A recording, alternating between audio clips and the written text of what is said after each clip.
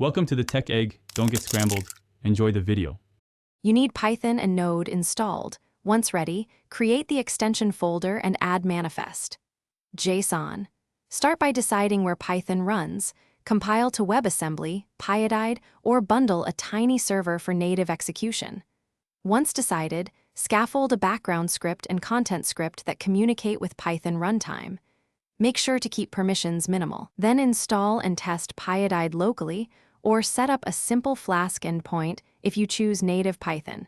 This is the first. Now integrate the Python runtime into your extension.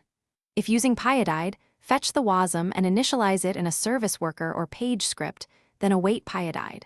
Load package. Once loaded, you can run Python code strings or precompiled wheels. If using a native server, implement secure fetch calls from the extension and handle cores carefully. Use JSON for serializing requests and responses, and implement retries and timeouts. Make sure to offload heavy tasks to avoid blocking the UI thread. Finish by validating manifest. JSON v3 compliance, bundling assets, and loading the unpacked extension into Chrome.